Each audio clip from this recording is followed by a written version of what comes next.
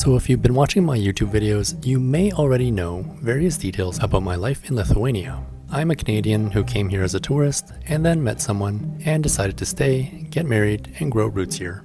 This has been made possible with a remote work-from-home job, which I'm quite grateful for. But while there might be a few other foreigners in the same city that have very similar situations to me, it's definitely not the most common foreigner in Vilnius situation. But this got me thinking, what is the average situation of a foreigner in Vilnius? Well, using some recent survey data, let's find out for today's video.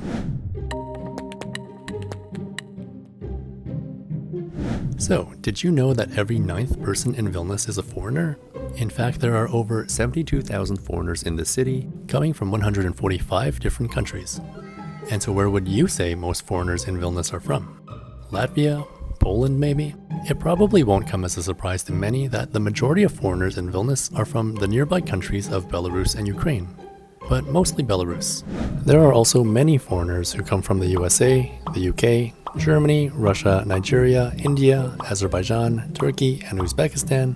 But again, they are mostly from Belarus. Most foreigners in Vilnius are between the ages of 25 and 34, while it's close to 50-50 male-female.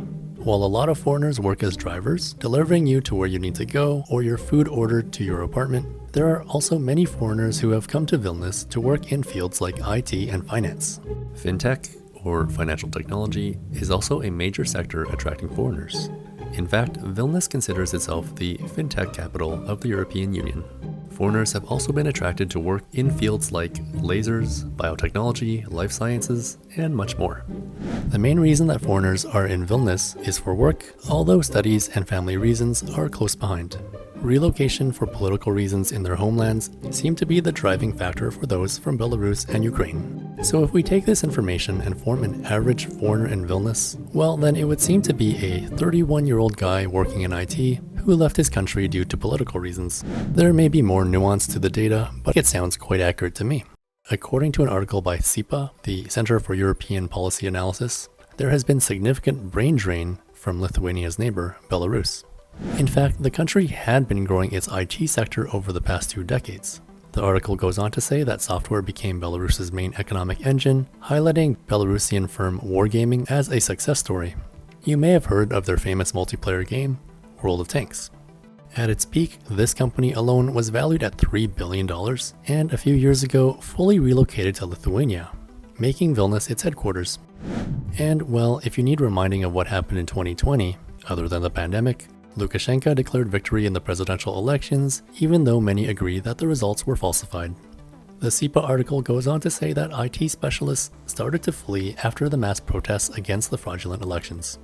During the first year of the political crackdown, up to 20,000 IT workers left the country, which was estimated to be between 5 and 10% of total sector employees.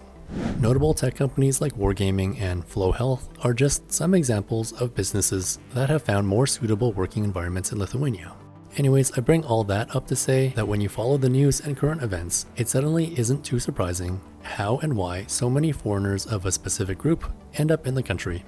On the topic of family migration, a category that I personally find myself in, well, falling in love also seems to be a popular reason for moving to Vilnius. And this explains why there are so many mixed families in the city. Internationals from mixed families probably have a better experience integrating into Lithuanian life with more opportunities to experience the culture and learn the language faster through their spouses. And while young Belarusians in the IT sector might be one of the larger groups of foreigners in Vilnius, there is still a lot more diversity in the city. LRT and other Lithuanian media outlets often highlight the special and interesting cases of foreigners in the city and then many other parts of the country. International House Vilnius does this as well. And then maybe since we're on the topic, here are just a few examples that I personally find quite interesting. There's American Dr. Stephen Jones, who works in the Vilnius University Life Science Center with a focus on research and development of novel genome editing tools. Justice Kujo Pikai from Ghana is one of several bus drivers from Africa here to fill a bus driver shortage. You'll find Justice driving bus number 88, which runs from Vilnius Airport to the Europa Shopping Center. And then there's Oka Sutama from Bali, Indonesia, who carves and sculpts beautiful pieces of art out of blocks of wood and ice among other materials. And then there's Ethiopian entrepreneur Eskadar Tilahun Meshtaviciene, founder and owner of the line of cafes operating under her own name. Eskadar. And well, as I said earlier, there are foreigners from over 145 countries living in Vilnius. From Taiwan to Zimbabwe to Venezuela, there is quite a bit of diversity in the city.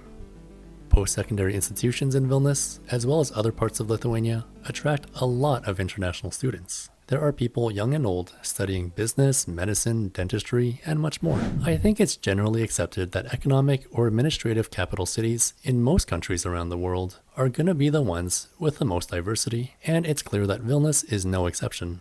Well, in my humble opinion, Vilnius does a good job in being the country's gateway to the world.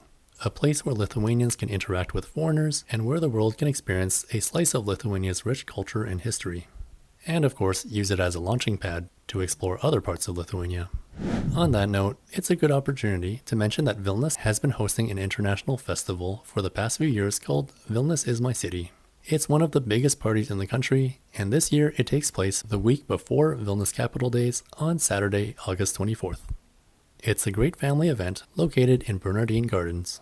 There will be performances, opportunities for networking, vendors selling crafts and foods, and so much more.